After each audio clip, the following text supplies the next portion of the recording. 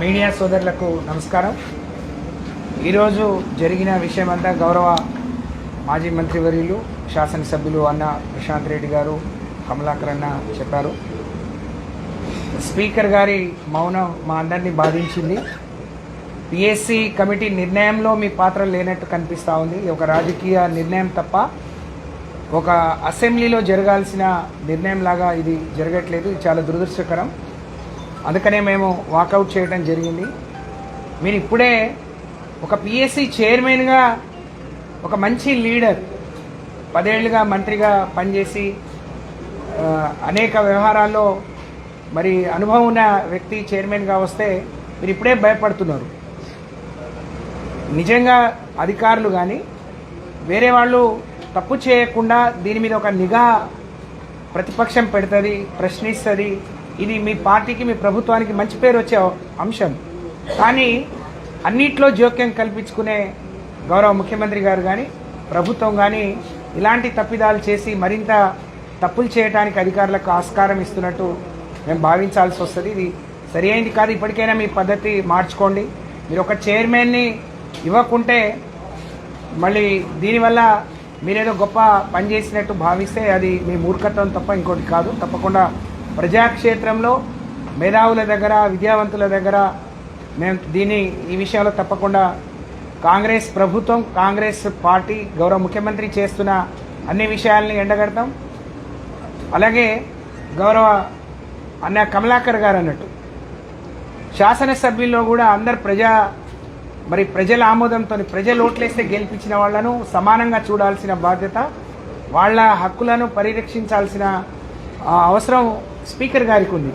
కానీ వారు ఎందుకో గౌరవ శాసనసభ్యులు బీఆర్ఎస్ పార్టీని వీడి మరి వేరే కాంగ్రెస్ పార్టీలోకి వెళ్ళిపోతే అనర్హత వేటు వేయమని చెప్పి మేము చెప్పినా వినలేదు. ఇప్పుడు కోర్టే మీకు డైరెక్షన్ ఇచ్చింది. దాని మీద కూడా త్వరగా నిర్ణయం తీసుకొని మీరేంటో ప్రూవ్ చేయాలి.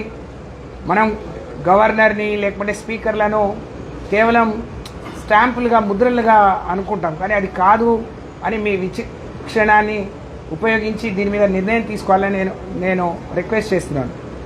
అన్నట్టు నేను ఇన్ఛార్జ్ మంత్రిగా ఉన్నప్పుడు ములుగులో సీతక్క ఎమ్మెల్యే ఉండే. ఏ ఒక్క కళ్యాణ లక్ష్మి చెక్కు నేను పంచలేదు, నిర్ణయం కూడా తీసుకోలేదు. తనతోనే పెట్టించి ఆమెతోనే ఊరూరికి తీసుకొని పోయి పంచి తిరిగి ఎమ్మెల్యే కాగలిగింది ఆమె. కానీ ఎమ్మెల్యేల హక్కులు కూడా కాల రాసే అధికారం కానీ ఇది మీకు లేదు అనే విషయాన్ని మీరు గుర్తుంచుకోవాలి. ఒకవైపు రేవంత్ రెడ్డి గారు ఎమ్మెల్యేలు పార్టీలు మారితే రాళ్లతో కొట్టమన్నారు. కానీ గెలిచిన మొదటి రోజు నుంచి అదే పని మీద ఉన్నారు.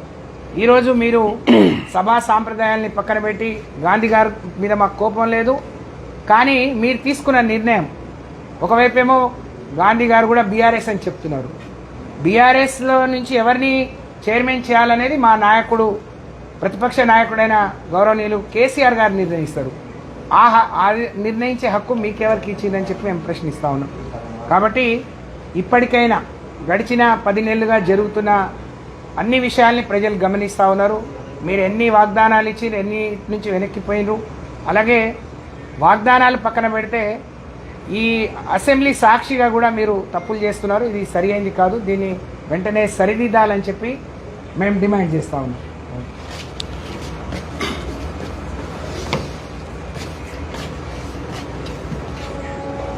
పత్రికా మిత్రులకు, ఎలక్ట్రానిక్ మీడియా సోదరులకు నమస్కారం. ఈరోజు తెలంగాణ అసెంబ్లీ హాల్లో జరిగినటువంటి పిఎస్సి తొలి సమావేశం.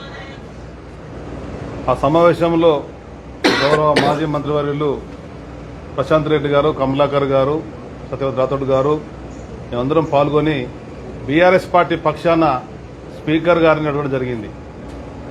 ఈ పిఎస్సి అనేది ఎంపిక జరిగిందా, ఎన్నిక జరిగిందా? మేమందరం నామినేషన్లు వేసినాం. నామినేషన్లు వేసినా కూడా ఆమోదమైనట్టు అన్నట్టు సమాచారం ఉంది. అందులో సోదరు హరీష్ రావు గారి యొక్క నామినేషన్ ఏమైందని చెప్పంటే జవాబు చెప్పలేని పరిస్థితుల్లో ఇవాళ స్పీకర్ గారు ఉన్నారంటే చాలా బాధాకరమైన అంశం.